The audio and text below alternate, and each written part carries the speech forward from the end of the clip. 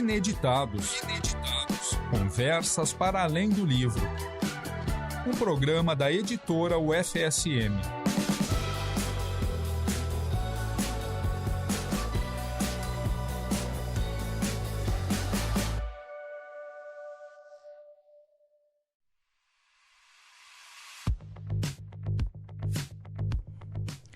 Olá para você que nos acompanha aí do outro lado. Estamos com mais um Ineditados, Conversas para Além do Livro, o programa da editora UFSM, na Rádio UniFM 107.9. Nos acompanhe nas nossas redes, @editora UFSM, @livraria e grife UFSM, @ineditados podcast. Aqui é Jéssica Dalcin e hoje nós trazemos mais um episódio sobre a área das tecnologias, contando com os colegas do CT aqui para representar a área, o nosso Centro de Tecnologia aqui da UFSM. E o nosso entrevistado de hoje é o professor Macline Dallanora, que vai nos falar um pouquinho de alguns projetos recentes que receberam aporte financeiro, que é uma coisa super legal, sempre falando, quando a gente fala de extensão, de financiamento público, né, ter esse reconhecimento. E ele é graduado aqui na instituição em Engenharia Mecânica, depois fez doutorado em Engenharia Mecânica e agora está aqui para falar um pouco da vida dele. Professor Macline, seja muito bem-vindo. Obrigado, Jéssica. Muito obrigado pela oportunidade. Agradeço também a Rádio UniFM, enfim. E sim, nós no CT nós temos várias frentes de ação nessa parte de pesquisa, de extensão do braço da universidade até a sociedade, né? Então, a gente fica feliz em poder divulgar um pouco dessas atividades com vocês aqui, enfim, para a população de Santa Maria, saber um pouquinho mais do arco para dentro, né? Isso. Da universidade. Conta, então, como é que foi o teu estímulo, desde criança ou jovem, pela engenharia mecânica. Tu lembra quando é que, pela primeira vez, tu olhou para isso com outros olhos? É isso que eu quero fazer. Perfeito. Sim, isso passa um pouco pela família, né? A minha mãe é professora aposentada, meu pai era mecânico, tinha um guincho, então eu cresci nesse meio de oficina, me sujando de graxa, né? Então, inevitavelmente, isso uma hora ia brilhar os olhos, né? Então, naturalmente, aqui de Santa Maria, como eu sou, já era um passo mais ou menos direto à UFSM em si. E, enfim, mas não tinha carreira docente em mente, assim, né? Isso foi surgindo depois, com uma questão de ajudar colegas, né? Avançando nessa percebeu frente. Que tinha meio que essa vocação, assim? Exato, eu acredito que sim. Até hoje, digamos, até alguns alunos ali que dão uns comentários, um feedback sempre positivo, isso nos ajuda a melhorar dia após dia, né? É o nosso papel aí, social. E dentro da instituição, bom, então numa sequência, tu primeiro te graduou e depois foi procurar uma pós-graduação, ou já saiu com isso também em mente? Se forma e já quer ser professor? Sim, na verdade, assim, eu me formei ali em 2013, então foi bem na época que o programa Ciência Sem Fronteiras estava em alta, né? Então tinha uma vasta variedade de bolsas no exterior para fazer pós-graduação, a procura era muito baixa, então nós arriscamos, né? Vamos tentar, enfim. Poucos tinham os pré-requisitos, né? Exatamente, então até contei com a ajuda de um professor da FSM, o Mário Martins, que indicou, enfim, então graças ao governo brasileiro eu consegui fazer uma pós-graduação fora, né? Se fosse, dependendo dos nossos recursos aqui, jamais conseguiria isso, né? Enfim, é um gasto. E é isso, uma das coisas que me motivou também a retornar ao FSM e, enfim, atuar como docente, como educador, justamente essa dívida com o social, né? Porque se você vê, digamos, o investimento que é feito no exterior para uma única pessoa ficar lá 3, 4 anos, né? É algo que poderia ser feito aqui, investido em saúde, em educação básica, que não foi. Então, foi uma aposta do governo em mim naquela época. Então, eu acho que é uma retribuição que é justa, né? Então, isso me motivou bastante. E sempre nessa crença de que a pessoa vai trazer algo importante do exterior para fazer germinar aqui dentro. Exato. Então, infelizmente, muitas pessoas não têm essa dimensão, que é um compromisso que tu assume também, né? Exatamente. Enquanto cidadão, de trazer e fazer proliferar, crescer algo interessante aqui para o Estado, né? Para Exatamente. O Estado com E maiúsculo, né? A nação, né? Perfeito, exatamente. Também me perguntou assim, por que tu não ficou lá? Daí, bom, mas é muito fácil ir embora e deixar os problemas para trás, né? A gente tem que voltar e fazer o Brasil um país melhor, não é simplesmente abandonar o barco, né? E eu vejo que tua atuação também se dá bastante para o ensino fundamental, né? Para o ensino básico.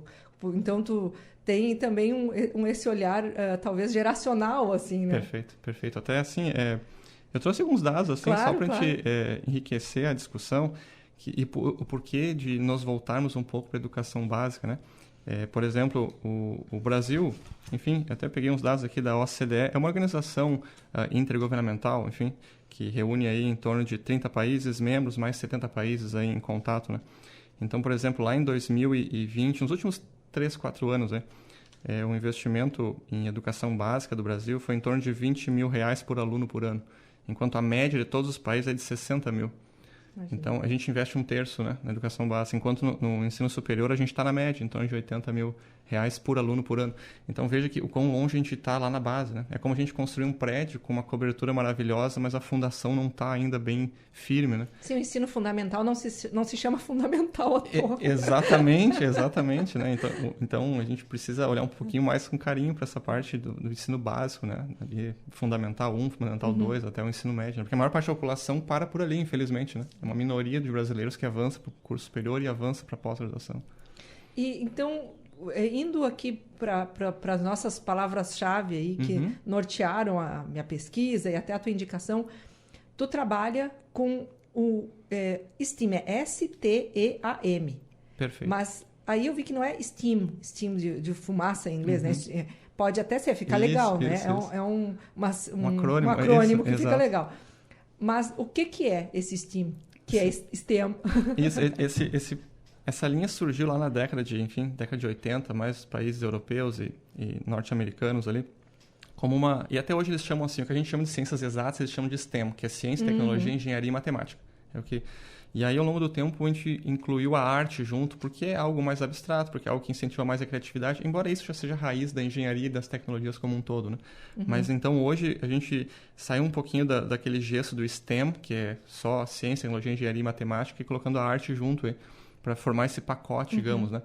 Então, o STEM lá fora são basicamente os pré-requisitos aí de qualquer graduação que é bacharel nas ciências tecnológicas e ciências exatas, né? Então, eu trouxe esse acrônimo também, porque, enfim, é questão de hoje, com essa geração, né, o inglês é muito mais fluente entre eles. Tem uma certa ludicidade, né? Exatamente. Então, esse é um projeto que a gente iniciou aí faz uns 3 anos, foi mais ou menos na pandemia ali que eu tive... enfim, o FSM como um todo já tem no DNA esse tipo de ação. Lá... Se nós pegarmos lá atrás, quando o planetário foi criado, né, a ideia era fazer um museu de ciência e tecnologia do lado do planetário. Infelizmente, acabou não saindo do papel. Mas tivemos várias ações ao longo do tempo. No próprio segundo andar do planetário, houveram exposições desse tipo, de mostras de ciência e tecnologia, né? Então, outros times também do CCNE, do Ciências Naturais e Exatas, já propuseram isso. E nós viemos agora também tentando dar continuidade a essas frentes aí, trazendo um pouco mais de experimentos, né? Então, se puder falar um pouquinho do projeto... Claro. Então, esse projeto busca popularizar ciência e tecnologia nas escolas, praticamente escolas públicas, onde tem o maior déficit aí de recursos aplicados, né? Então, é levar um pouquinho de matemática, alguns experimentos de ciências, de engenharia, tecnologia, para tentar brilhar o olho dessa nova geração para seguir atuando, né? A gente, infelizmente, convive com alguns estereótipos, né? Que matemática é difícil, ciência é difícil, né? Às vezes falta um pouco de ludicidade nisso, né? Falta um pouco cativar a criança. Então, por vezes, esse é o ponto que a gente enxerga. Infelizmente, várias escolas até podem ter um espaço de laboratório, mas que não é utilizado no dia a dia. Ou porque não tem maquinário, ou porque o espaço da aula, o tempo de aula, é muito exíguo para dar aquela quantidade de conteúdo que vai ser exigido. Porque isso aí tem que dar, porque é o currículo. Mas esse espaço do experimento, que é ver o negócio acontecer, aí não acontece, né? Não Exatamente. A gente tem até um termo ali que é mãos na massa, né? Então, assim, o hands-on, que isso tem que ser... a gente tem até algumas atividades que a gente chama de maker, que é deixar a criança puxar o seu caminho, né? E o adulto ali, o docente, fica só olhando e corrigindo algum percurso, né? Então, isso faz falta, mas é compreensível que a nação não tenha recursos para estar colocando um laboratório de ciência em cada escola e equipando isso, né? Então, nossa ideia é justamente fazer um espaço itinerante, um museu container, então com os experimentos dentro desse container, e a gente vai levar até as escolas, fica lá 2 semanas, 3, dependendo do número de alunos, leva para outra escola, Então, a gente consegue talvez atingir escolas rurais, né? Porque Nossa, tem toda uma questão de fixação desse pessoal no campo, né? A gente depende do agro, a gente depende desse pessoal e a gente vê um êxodo em direção, né, às cidades que não necessariamente precisa acontecer. Mas se a gente conseguir fixar a ciência e tecnologia lá, a gente avança em todas as frentes, né? Diminui vários problemas sociais das cidades e melhora as condições no interior, né? Uhum. Então, e foi um dos projetos que, pelo que eu vi, foi o que recebeu o financiamento, né? Foi esse do container com os laboratórios. Exatamente. Assim, lá na pandemia, ali mais ou menos, que começou um insight sobre essa possibilidade aí de atuar nessa frente e, enfim, a pandemia fez muita gente pensar em muita coisa, né? Então, eu atuava em pesquisa, mestrado, doutorado e aí surgiu justamente aquela metáfora que eu usei antes do prédio ali, né? A gente trabalhar muito na cobertura e trabalhar muito pouco na base, né? E aí, então, a gente começou a escrever projetos, tentando vários financiamentos internos, brasileiros, externos, do exterior, tentamos vários, até que nós conseguimos aqui, no recurso municipal, mesmo, Santa Maria, que é a Lei de Incentivo à Cultura. Então, às vezes, talvez não é tão conhecido do pessoal. Se eu puder falar brevemente... Claro, por favor. A LIC, que a gente chama, Lei de Incentivo à Cultura, então, ela não te dá um aporte financeiro direto, mas ela te dá uma carta que tu pode ir até as empresas e a empresa troca o que ela pagaria em SSQN, IPTU e TBI por auxílio ao projeto, né? Então, são o que a gente chama de empresas parceiras, mas que, ao invés de direcionar o recurso para o imposto, direciona para um projeto, né? Encurta um caminho, né? Exatamente. Então, para a prefeitura, ela destina aquele recurso, para a empresa não muda nada, porque ela vai ter que despender aquele recurso de qualquer maneira e ajuda o nosso projeto, né? E assim como outros tantos projetos aí. Então, eu acho interessante que talvez para a empresa até seja mais interessante. Tudo bem que o valor vai ser o mesmo, mas ela vê onde está indo. Com certeza. Porque às vezes falta esse senso de propósito quando a gente paga um boleto do imposto, só vê, poxa vida, paguei, mas será? Nem sempre a gente reconhece esse voltar do investimento, né, na cidade, tá? Não fica tão evidente. Com e certeza. assim ela consegue ver uma materialidade, né? Com certeza, financeiramente não muda, mas a perspectiva social é outra dinâmica, né? Então nós tivemos aí 4 empresas que, enfim, que destinaram esse imposto para a gente. Aí, se eu puder, talvez só mencionar aqui como até um agradecimento, né? Exatamente, né? Desde o cartório de imóveis, né, que destinou também a parte de SSQN, a REC Parking, de parquímetros, a construtora e imobiliária Coase e a Morcelli Imóveis, né? Além de 2 empresas que nos ajudaram diretamente, né? Esse foi uma boa vontade deles, que é a Conduz Vale, lá de Lajeado, e a Inovar, aqui de Santa Maria, de comunicação visual. Então, são empresas que acreditaram no projeto, enfim, vislumbraram que isso realmente tem um retorno à sociedade e nos ajudaram. Então, direcionaram esse recurso e a gente, obviamente, compra os produtos da cidade para fomentar também o mercado interno. Então, a roda gira, né? E aí vocês, então, já está em vias de aplicabilidade. Sim. Nós já temos o container. Nossa ideia é, em fevereiro, já visitar a primeira escola. Daí. Sim, então, que legal. Nós já temos aí 80%, 70%, 80% pronto já dos experimentos, já, do ambiente interno também. A Pró-Reitoria de Extensão da FSM, eu já agradeço o professor Flavi por ter disponibilizado um container para a gente. E aí depois o CT, com o professor Thiago Marquesão, nos ajudaram bastante. Então, em correr atrás aí desde recursos também para experimentos e mão de obra interna, que é da FSM, tudo isso. Então, é um todo, não é uma pessoa, 2 só, né? Uma equipe toda aqui. E é uma estrutura que, às vezes, as pessoas que não convivem muito dentro aqui da instituição não conhecem a marcenaria que nós temos, a serralheria que nós temos, que fazem móveis para muitas das unidades aqui da instituição, com acabamento legal, assim, visando toda uma utilização, uma ergonomia. Com certeza. Então, são coisas assim que muito nos orgulham, né? Com certeza. Semana passada eu estava lá incomodando o Leonel e o Marlon na marcenaria, com certeza. É quase toda semana lá para fazer móveis e estruturas de madeira para a gente poder utilizar nos experimentos, né? Com certeza. Nós temos a nossa... Bom, recentemente tivemos aí a Feira do Livro, né? E nós temos o nosso stand, que a gente brinca, a gente chama de barraca, mas não é bem uma barraca, ela é uma casinha, né?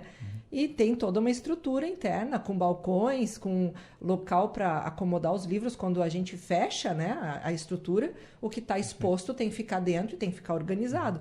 Então tem que ser tudo muito encaixado, muito pensado. Quando a gente abre a barraca, a pessoa que está do lado de fora, ela tem que conseguir acessar os livros. Tem uma altura, tem toda uma usabilidade daquilo ali, né?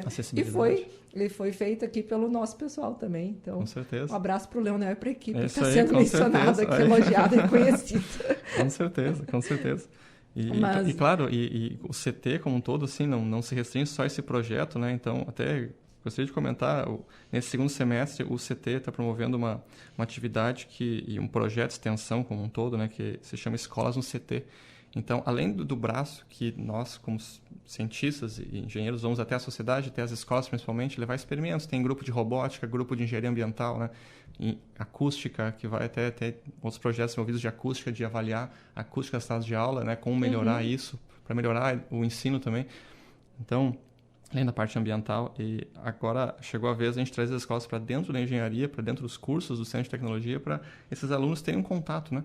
Às vezes a gente vê a universidade um pouco fora da sociedade, assim, os alunos veem com tanta distância a universidade.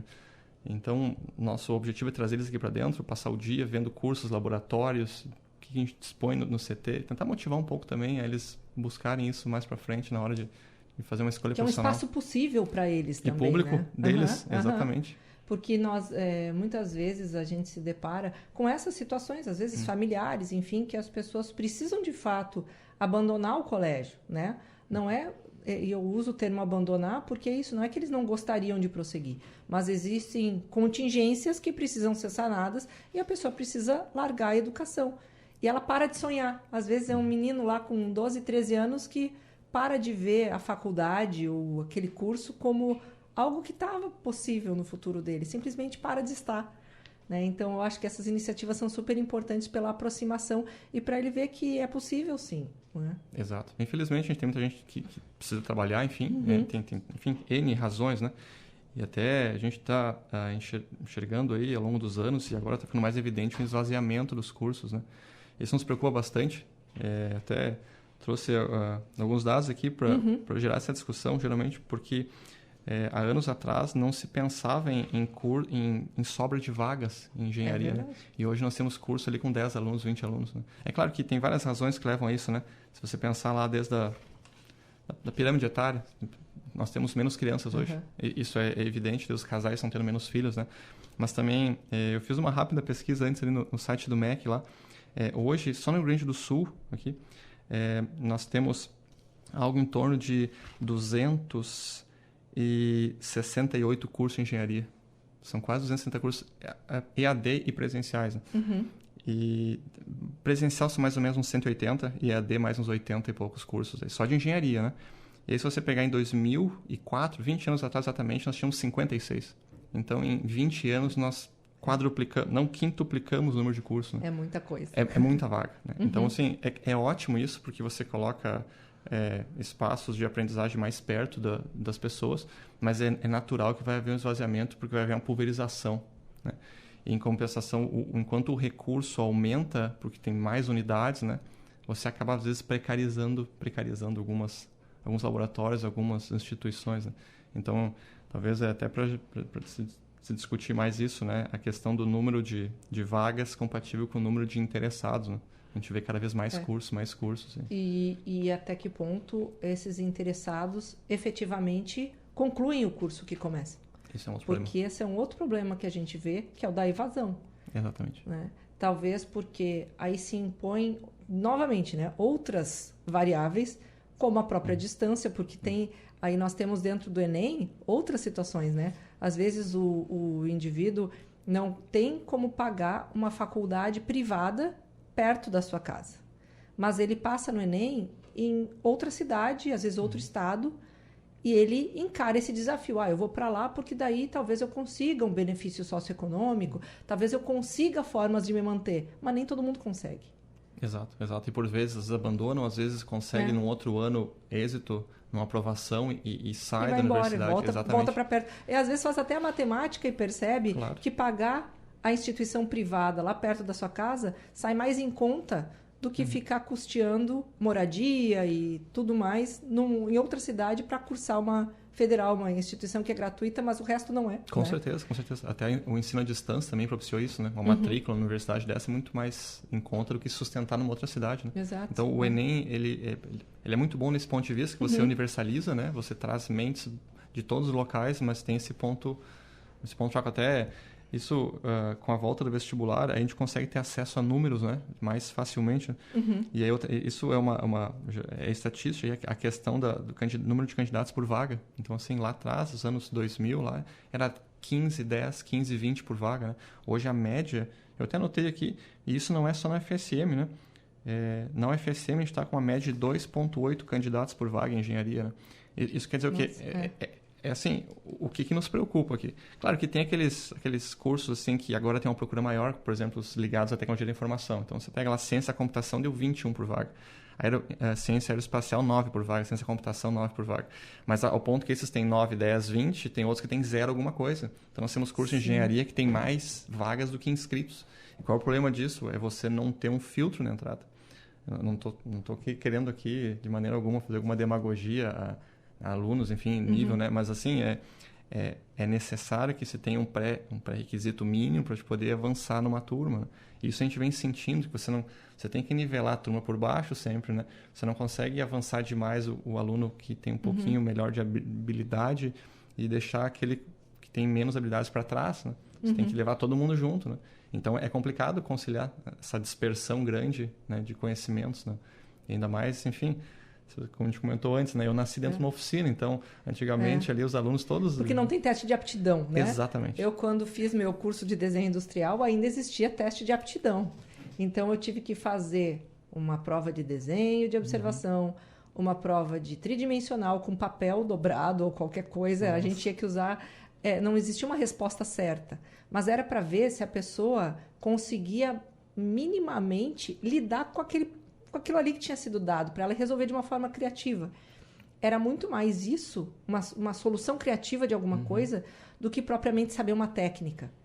Mas era uma inclinação. Tinha gente que não passava no teste de aptidão. Excelente. A música, né? Eu acredito que... Sim, a música, praticamente, todos os que vão realizar exato, para fazer... Aí fica meio que 1 para 1 mesmo, a vaga e o candidato, porque do teste de aptidão de música é muito difícil. Então, basicamente, passa no teste de aptidão quem vai passar no vestibular depois. Exatamente. Aí não tem problema ser 1 para 1, né? Sim. Ou sobrar vaga, porque realmente só vai fazer a seleção quem já foi aprovado antes em virtude de ter algum conhecimento, alguma coisa que realmente o direcione para aquilo ali, né? Exatamente. E assim, aí você, voltando só um pouco para as engenharias, que é onde eu tenho um pouquinho mais de noção ali, a gente não tem uma prova do conselho depois para passar.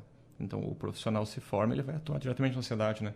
Então, isso nos preocupa, daí, porque são esses profissionais que vão estar calculando os prédios amanhã, vão estar, enfim, fazendo tudo. São pessoas, são vidas que dependem, né? Então, claro, se você fizer uma prova, assim como de pré-conhecimentos, né? A gente já tem aí 2 por vaga. Isso eu comentei da FSM, não é restrito, né? A URGS, que é a mais tradicional do Rio Grande do Sul, uma das principais do Brasil, teve 2 candidatos por vaga. Isso, eu estou falando aqui da seleção por ampla maioria, né? Não de cotas, né? Que é uma outra questão, enfim, que a gente precisaria investir mais em educação básica justamente para não precisar, né? Ter que depender desse marco, enfim, que é uma resposta às minorias que, infelizmente... Né? Então, opinião particular, né? Claro, essa questão de cotas teria que ter um dia para... eu acredito, porque, na verdade, são questões que não se resolvem com pouco tempo. Exatamente, né? Um projeto de então, Estado. Exatamente. Eu acredito que eu ainda vou ver um dia que as pessoas vão... Né, enfim, a legislação vai dizer, olha só que legal, nós não precisamos mais de cotas, porque todas as pessoas estão entrando, a diversidade está entrando, está tudo legal, está tudo bem, está tudo funcionando. Não sei se eu vou conseguir. Exatamente. Porque é uma legislação, inclusive, de acesso de cotas no serviço público, é uma legislação que teve data para começar e data para terminar, mas ela vai sendo prorrogada porque... o estado em que se chegou ainda não está suficiente. Então, vamos mais um pouco. Mas existe um estado desejado. Exatamente. Eu espero estar aqui ainda para ver. Eu também, com certeza, logo, exatamente. Mas de fato, são momentos sociais que a gente vai vivendo e vai precisando trazer, né? Exatamente. São necessários. São necessários. Apoio totalmente. A questão é... Então, e da mesma forma, essa questão do ensino fundamental e básico, que precisa de um outro investimento, de um outro olhar, porque tu trabalha com crianças, então, com jovens ali no tecnológico, tu trabalha na graduação, na pós. Sim, anteriormente, exatamente. Então, a gente tem uma visão ali. Consegue ver todas essas divergências, talvez, né? O aluno que chega em dado momento lá na pós-graduação e no teu dia a dia tu percebe que ele tem uma lacuna formativa lá que era uma coisa de ensino médio. Com certeza. A gente vê alunos ali na pós-graduação, mestrado, doutorado com dificuldade de leitura em inglês, por exemplo, escrita em inglês, né? Isso não poderia ter chegado até lá, né? Então, assim, não é uma questão que é uma língua, mas é a língua que a gente tem que comunicar ciência. Se a gente comunicar ciência em português, a gente vai ficar restrito aqui em alguns outros países, né? Então, são coisas assim, até... quando esse nosso projeto, já aproveitando falar de línguas também, a questão, esse nosso projeto de levar STEAM, né? Mas também com não só foco em ciência e matemática, mas isso partiu muito de um resultado que a gente viu do PISA, né? Que é uma prova mundialmente feita para avaliar conhecimento de adolescentes ali, de 15 anos em matemática, português e ciência. Né? E o Brasil está lá no terço final da lista. Em 81 países, a gente está lá nas últimas posições. Né?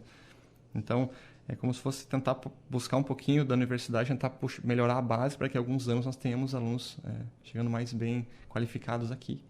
Então, a ciência cada vez mais é feita globalmente. Nós também queremos as tecnologias que estão sendo geradas em outros lugares, chegando aqui, e a gente também quer ter o que oferecer, né? Dentro de um mercado global, produzir coisas aqui para levar para outros lugares. E é isso que vai nos valorizar enquanto nação, vista como um potencial parceiro, né? Dentro de um sistema internacional, né? E aí, eu não posso deixar de falar aqui da Dinopraça. Agora, falando em cenário internacional, nós temos aí os geoparques, né? Que deram uma visibilidade interessante aqui para a região da Quarta Colônia, para o nosso interior. E está junto é um dos projetos que tu está envolvido também. Na verdade, sim, o Dinopraça, eu não tenho envolvimento direto, mas foi um projeto que a gente ficou muito feliz até com o Dinopraça, porque nós submetemos para avaliação da FINEP esse projeto, né? E os dois foram contemplados, né? Então, entre o hall de projetos apoiados pela FINEP, a Dinopraça e o Container e o Steam Móvel, que é o que a gente chama o nosso projeto, né? Foram aprovados. Então, a gente ficou bem feliz, assim, por ter trazido, talvez a única universidade ali conseguiu 2 projetos internos serem aprovados. Né? Então, esse recurso foi disponibilizado esse ano, em torno de R$300 mil para cada um desses projetos. Então, isso vai dar um up considerável em ambos deles. E o trabalho que vem sendo feito na Quarta Colônia ali é excepcional, né? Muito, também a Pró-Reitoria de Extensão também tem trabalhado. Exato, ali o pessoal... nós já tivemos aqui, em 2 episódios, o Flávio Preto, representando o CAPA e representando também, falando sobre a importância da presença da instituição por essas ações de extensão dentro de um circuito que é doméstico, né? Vai até as pessoas, né? E dentro de outras cidades e cidades do interior, mais especificamente, falando sobre os achados arqueológicos e paleontológicos que acontecem. Ele veio aqui logo depois ali das chuvas, né? Que aconteceram vários afloramentos. Sim. Então, essa presença da instituição em de formas tão ramificadas, né? E que acabam, claro, desenvolvendo a região como um todo. Com certeza. Então, a importância disso, de se levar as coisas, né? Não ficar esperando sempre que a pessoa venha até a instituição, mas que a instituição também impacte na vida dessas pessoas. Porque isso gera um reconhecimento. Com certeza. As pessoas percebem que a universidade está mudando para melhor o dia a dia delas, né? A sociedade como um todo. Exatamente. A gente foi, ao longo dos anos, enfim, a gente foi perdendo um pouco desse prestígio, né? Localmente, né? E a gente vê essa política de extensão que surgiu agora nos últimos anos, né? De fortalecer mais a ação da universidade na comunidade que ela está inserida. Porque antes a gente tinha muito mais forte o ensino e a pesquisa, né? Por exemplo, pesquisa... isso ao longo dos anos, a universidade, a UFSM, como um todo, sempre teve bastante à frente regionalmente. O CT, que é o que eu conheço ali, por exemplo, hoje, só no ano de 2024, a universidade captou 22 milhões de reais em investimento em cooperação com empresas, com indústrias, né? Não só nacionais, mas internacionais também. E desses 22 milhões, só o CT captou 21 milhões, né? Então é 95%. Então já tem essa vanguarda de desenvolvimento tecnológico, né? E aqui eu não quero fazer nenhuma apologia, a universidade tem que continuar sendo pública, gratuita, de qualidade, mas o investimento privado é essencial, né? Porque o governo não tem perna sozinho para fazer tudo, ainda mais abrindo mais universidades e campi, então a gente precisa contar, e do ponto de vista dos alunos, é excepcional ter uma empresa parceira junto, porque esses alunos que trabalham em projetos com a empresa, a maior parte deles já sai empregado na empresa ou indo para o exterior, tendo contato com essa empresa. Então, do ponto de vista tecnológico, é fundamental ter a iniciativa privada caminhando junto. Assim, no Brasil, a gente tem esse distanciamento, né? Quando tiver a oportunidade de ver lá fora, assim, é difícil não ter um projeto de pesquisa e desenvolvimento que não tem uma empresa. Porque a empresa tem a demanda que nós precisamos resolver, né? Senão nós ficamos numa bolha que a gente tem que criar um problema para criar uma solução. Então, a ideia é justamente auxiliar a sociedade. Nós tivemos, justamente no episódio retrasado, com os professores Rodrigo e Douglas aqui para falar do CEPOC, né, que é um evento que justamente trata dessa emergência de algumas tecnologias que ainda estão sendo viabilizadas e com mais efetividade. E novamente, foi um assunto recorrente. Afinal de contas, para que a gente está gerando esse conhecimento na instituição se não é para ele chegar nas pessoas? Se não é, e muitas vezes intermediado por uma instituição privada, né? A maioria das vezes que é quem vai fazer com que esse custo diminua, com que esse acesso à pessoa é o que faz. No caso, nós falamos lá muito sobre energia fotovoltaica e renováveis em geral. Renováveis em geral. Então, como é que a gente vai hoje olhar para essas infinitas placas aí que a gente vê cada vez mais, né, sendo instaladas pelas pessoas, e as pessoas tendo um ganho direto com isso, notório, um ganho visível, palpável, mas não chega pronta lá, né? Exatamente. Tem muita gente e muita equipe e muita instituição na cadeia, e a instituição privada é o que vai, de fato, formar um pacote para oferecer para o cidadão. Exatamente. Então, ela é super importante. Com certeza. E incentivar nos cursos de graduação, pós-graduação, empreendedorismo, né? Porque o aluno sai daqui, ele não precisa ser funcionário de ninguém, ele pode ter a sua empresa, ele pode abrir o seu negócio, enfim. A missão do Estado a gente vê como aquela no fronte de batalha, né? Então, onde ninguém fez nada, aí eu tenho que ter um incentivo público para abrir caminho no mato, digamos assim. E depois a iniciativa privada vem atrás pavimentando. É assim que a gente vê em várias frentes, por exemplo, exploração espacial lá. A gente não ia ter agora esse turismo espacial se não tivesse na década de 60 lá aquele investimento gigantesco, né? Então isso leva um tempo para acontecer, mas alguém tem que abrir caminho. O governo faz isso, mas depois a gente não pode só depender do governo. Então é fundamental ter as empresas junto e buscar aqui.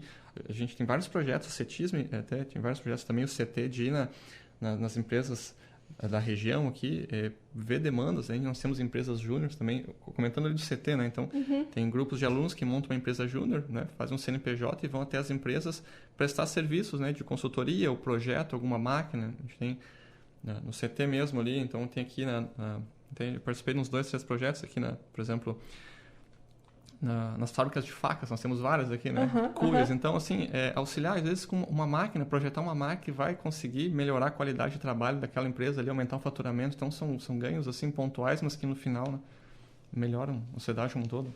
Nós temos as nossas incubadoras, aqui temos Exato. Várias instituições que hoje são reconhecidas na cidade pela qualidade da prestação do serviço e que saíram daqui. Exatamente. Eram nossas incubadas, né? Exatamente. E muitas do CT, inclusive. Sim. Diversos cursos. É um avanço. E a gente precisa fazer isso com mais pujança, né? E dentro dessas tuas perspectivas, assim, de observar vários dos níveis de formação e várias turmas que às vezes acontecem simultaneamente, né? Tu consegue integrar essas pessoas em um mesmo projeto? Tu consegue ver essas pessoas trabalhando juntas por exemplo, né, no container, no projeto Steam, ou em outros, sim, enfim. Sim, é com possível certeza. botar essa gurizada assim, em contato, como se fosse uma equipe multidisciplinar. Claro, com certeza, sim. Tanto alunos de ensino médio do CETISM, até alguns professores lá do CETISM trabalham junto nesse projeto, e tem alunos de ensino médio, também tecnológico, né? Então nós temos aí nível médio, superior, tinha na pós-graduação também. Então, assim, como são experimentos voltados aí, só para o pessoal talvez entender, né? Esse laboratório que a gente está propondo aqui, para alguém que já tenha visitado o Museu da PUC em Porto Alegre, talvez, sim. é muito parecido com aquele... Mini museu da PUC. Exatamente. Sensacional. É isso aí. Eles até têm uma carreta aqui, né? Uhum. Então, seria algo nesse sentido, né? Então, são experimentos, não é aquele museu tudo em caixa de vidro, que também tem o seu valor, obviamente, mas a gente quer propor algo mais, que a criança coloque as mãos e puxe uma alavanca, aperte um botão, né? Então, algo mais interativo. Né? Uhum. Então, são experimentos básicos de ciência, de matemática, de física, de química, que a gente não precisa ter um conhecimento de pós-graduação para fazer, né? Então, a gente consegue fazer brilhar o olho de jovens aí, ensino médio também, tecnológico. Então, a gente consegue interagir bem, além de docência FSM, técnicos administrativos também, né? TAIs, enfim. Então, é uma equipe bem multidisciplinar, com certeza. E eu tive, me rememorando agora coisas de ensino médio, eu tive um professor de física que ele dizia que dentro da física nunca mais haveria alguém dizendo, né, aquela máxima, né, física é difícil, matemática é difícil, porque se houvesse a presença constante do experimento. Ele não falava em laboratório, ele falava em experimento. Porque ele falava assim, se nós estamos lidando com a demonstração de energias e forças, eu não tenho como entrar uma equação na cabeça da pessoa. Ele tem que ver a energia e a força acontecendo. Exatamente. Então, ele nos levava, por exemplo, no estacionamento do colégio, abria o capô do carro dele e dizia, agora nós vamos aprender sobre motores.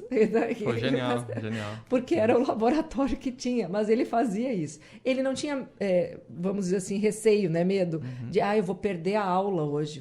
Pelo contrário, ele ganhava muito em disposição, era uma aula que valia às vezes por 2, por 3, porque aquilo ali, a gente enxergando, na hora de colocar aquilo que a gente tinha visto numa fórmula, dizer, aquilo que vocês viram funcionar de tal jeito é o F grande, aquilo que vocês viram funcionar de outro jeito é o F pequeno.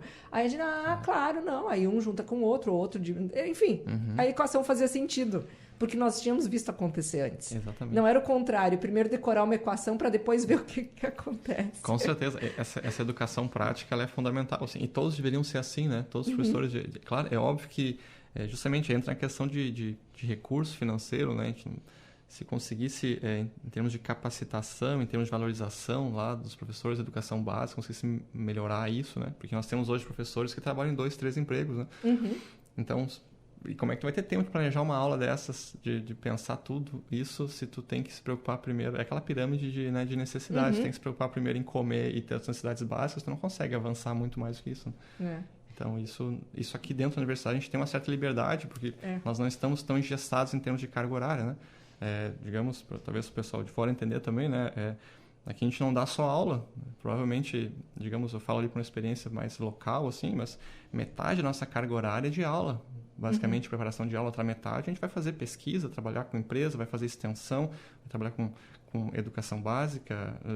Enfim, a gente tem outros projetos também, comentado da arquitetura, né, que vão até os assentamentos precários, Santa Maria, para melhorar as condições de vida daquelas pessoas, né, em termos de urbanização, arquitetura. Então, são projetos assim que a universidade também faz, também age. Né? Então, o nosso tempo aqui não é só preparando aula. Aí você pega um professor de educação básica, enfim, municipal, estadual, a maior parte do tempo dele é preparando aula em frente à aluna, então tu não tem tempo de planejar isso. Então, é toda uma cadeia que é necessária ser suprida ainda. E dentro dessa perspectiva, a gente ainda teve, né, antes se usava o termo, né, o tripé da universidade é ensino, pesquisa e extensão. Agora nós temos uma quarta perninha, que é a da inovação. Perfeito. Né? Então, esses projetos também trazem esse quarteto, né, da inovação. Exato. Já englobada e sendo levada nessa nova perspectiva para as escolas. Sim, sim. É necessário para avançarmos assim. É óbvio que, por exemplo, só trazendo a nível nacional, assim, né, o agro, basicamente, e a mineração é o que impulsiona o PIB brasileiro, né? E isso tem que continuar com toda a pujança que tem, mas é é complicado nós dependermos ainda de setores ainda primários, né? A gente está fazendo o que a gente fazia 500 anos atrás, quando o Brasil ainda foi descoberto. Então, a ciência e a tecnologia, elas possibilitam nós conseguirmos... E tinha uma frase clássica, né? Que é vender um navio de minério de ferro para comprar uma canoa de laptop, né? Então, assim, isso é triste, né? E a gente viu na pandemia também o quão a dependência de serviços, setores primários, fizeram o Brasil quase parar, né? Então, a gente dependia de chip de fora, dependia de tudo de fora. Então, isso pode ser feito aqui, né? A desindustrialização que a gente teve precisa ser revertida. E isso só vai ser revertido com investimento em ciência e tecnologia, né? Com parceria com a indústria, esse tipo de coisa. Então, a discussão é bem mais complexa que isso, né? Mas as premissas são essas, né? A gente tem que olhar também, e é óbvio que esses setores vão se beneficiar do investimento, né? Assim como o agro se beneficia, mas todo o investimento que é feito em ciência e tecnologia aqui, né? Muita coisa vem de fora. E não adianta, vai reverter em termos nacionais, né? Isso nem se questiona, mas é uma realidade. Eu me recordo quando eu era, enfim, sei lá quantos anos atrás, mas eu tinha aquela ideia, né, do colégio, lá sexto, sétimo, era série na época, né? Sexta, sétima série. E, o Brasil é um país de terceiro mundo, né? A gente aprendia no colégio. Quando eu fui para o ensino médio, mudou a nomenclatura e chamavam de país em desenvolvimento. BRICS. E daí eu achei, nossa, a gente mudou de nível. Bem rápido. A gente foi. Agora, daí eu achava, sei lá, na minha inocência, que quando eu estivesse terminando a faculdade, a gente já está desenvolvido, entendeu? Perfeito. Bom se fosse, exatamente. Então aqui estamos esperando. Exatamente. Né? Porque realmente são coisas...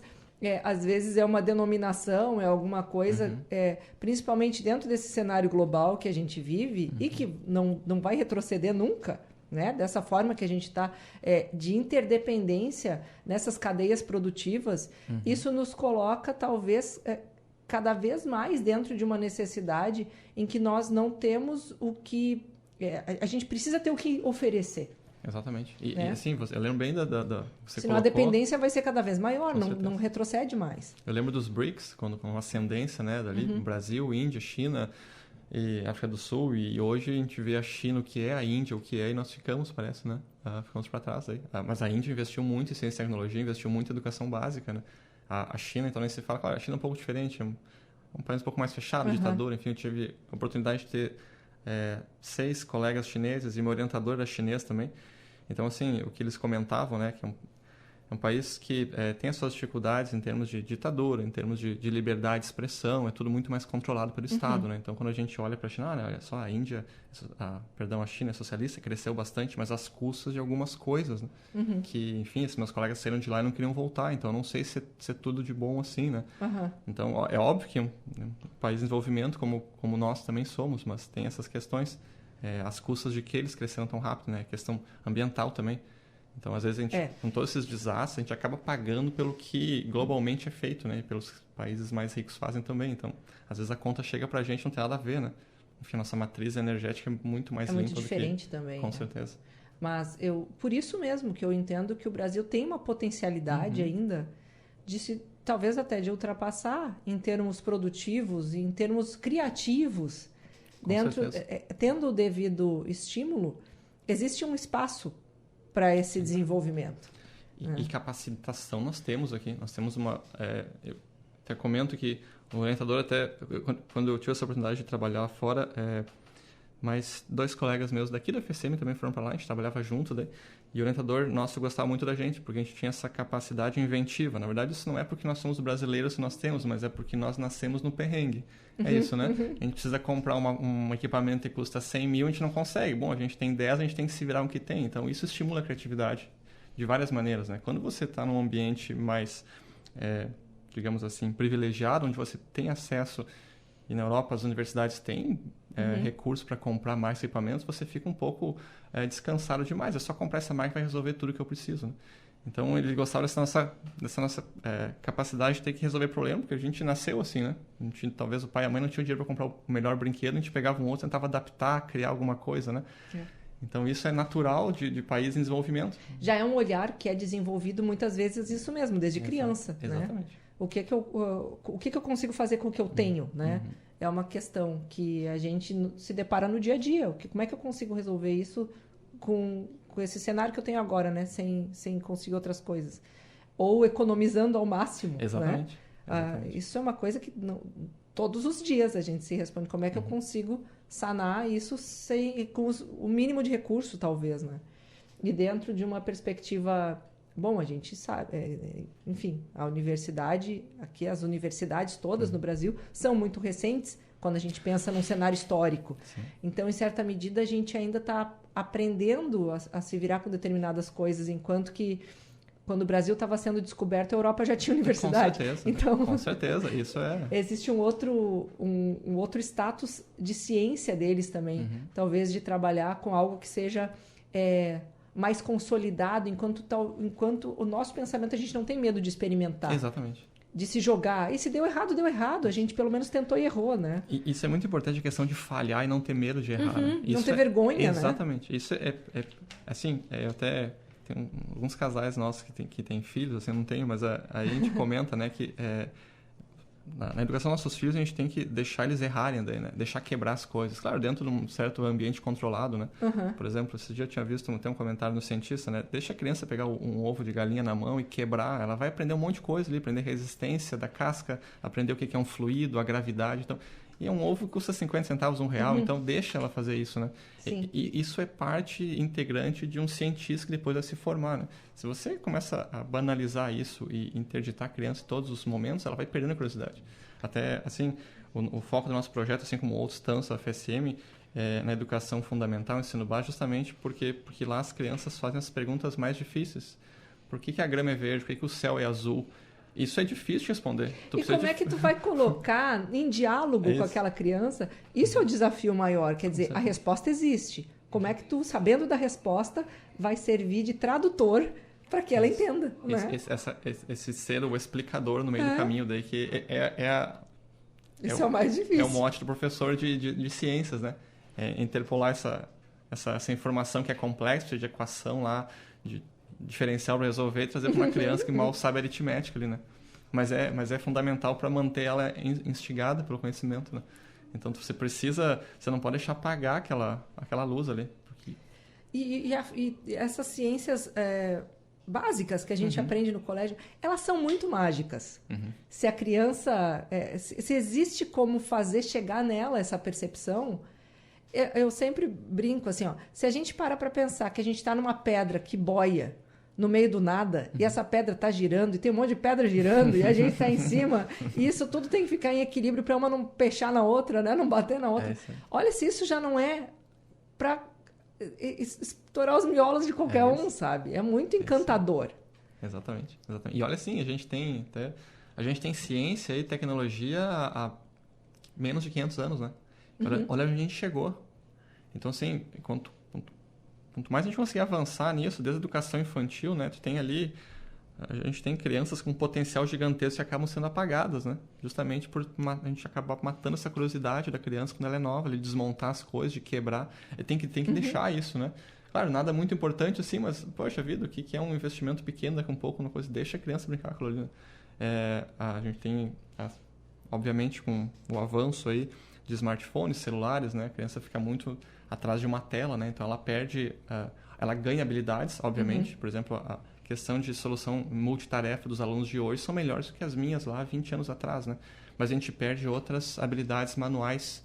Então a gente tem sentido isso na educação como um todo, assim. Eu percebi a questão da paciência. Trabalhando de forma, né? Nós fazemos orientações de bolsistas e lidamos com alunos e eu fui professora voluntária 3, 4 anos atrás, logo antes da pandemia, e o que eu percebia era isso, nós tínhamos ali um arco entre iniciar o processo e terminar o processo, que às vezes ele era prematuro, vamos dizer assim. A pessoa, né, da criança, do jovem olhar e dizer, está pronto. Quer dizer, não está pronto. Calma. Por que tu quer entregar agora? Ah, não, o que eu quero entregar, eu quero ir embora, eu quero... Não, cara, São 4 horas de aula, relaxa aí. Vai, toma um café, faz. Quer caminhar? Caminha, mas a gente está lidando com criatividade. Vem e olha de novo. Isso. É um senso de urgência, né? Você vê hoje, todos os alunos ali, eles assistem os vídeos na velocidade 2 no YouTube, daí, né? 1,5, 2, né? A gente tá perdendo... E a questão também de curtir o momento, né? Curtir o momento, Isso. exatamente. Isso. Toma esse processo. Tu tem um tempo de X horas, que é para estar aqui fazendo isso. Então faz. Faz com gosto, respira, olha e tal. E daí eles tiveram que aprender isso. Que era uma coisa que, sei lá, quando eu estava na aula, quando eu era aluna, era isso, não tinha outro pensar sobre. Era isso, né? Esse imediatismo a gente vê também. A gente, basicamente porque no celular tu tem um vídeo, daqui a um pouco tu passa o dedo, já tem outro de outro assunto. Então, tu quebra várias conexões para conectar outras lá neurais. Então, tu fica alternando entre tarefas. Isso muda o dinamismo, né? E eu fico imaginando uma aula maçante, né? Sim. Dentro do... Aqui, a gente está indo para os nossos minutinhos finais aqui, então até para a gente dar um fechamento aqui para o nosso tema, eu fico imaginando numa aula em que isso também... As aulas expositivas de colégio, a gente sabe que por mais que venham teóricos e pessoas dizendo que é legal fazer aula assim, aula assado, de forma geral, as aulas ainda acontecem do mesmo jeito há décadas, né? Exato. E aí a gente fica pensando, né? Essa geração de agora, se às vezes as aulas eram difíceis para mim, para ti, essa geração acelerada de agora, se não tiver essa materialidade do pegar, do ver, porque eles têm a cognição, eu acho que muito mais desenvolvida do que a gente. Sim, com certeza. Eles são muito mais ligados.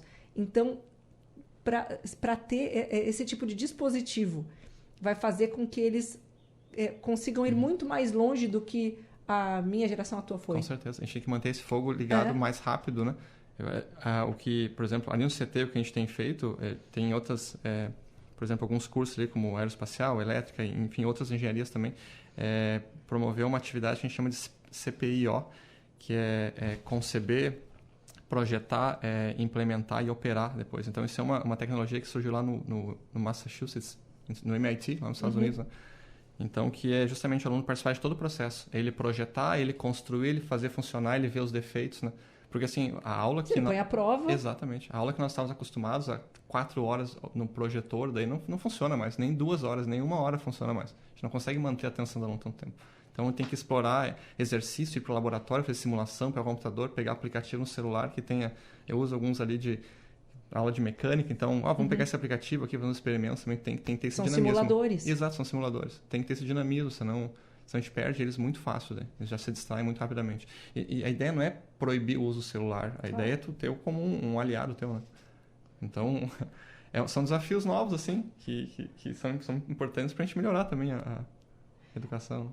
E a gente tem dentro da instituição esse espaço que muitas vezes vai ser a prévia do que ele vai ver no mercado de trabalho depois.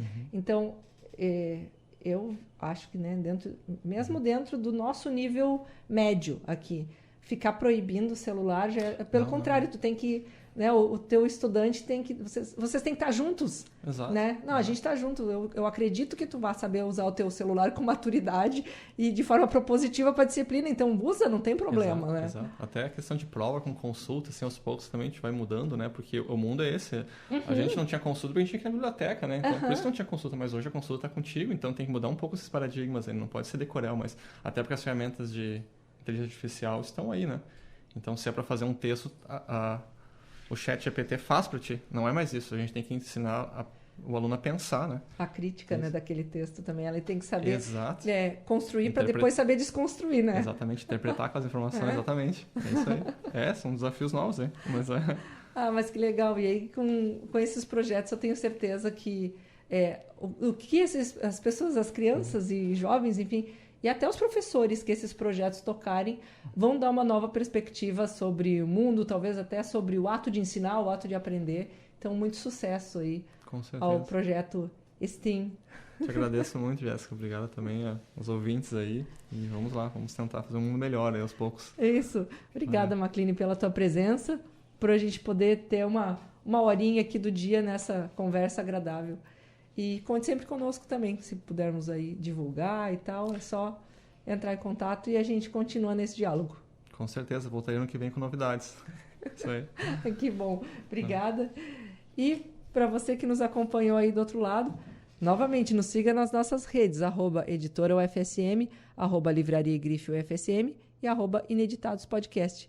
Eu sou Jéssica Dalcin, um grande abraço e até semana que vem. Ineditados. Conversas para além do livro. Um programa da editora UFSM.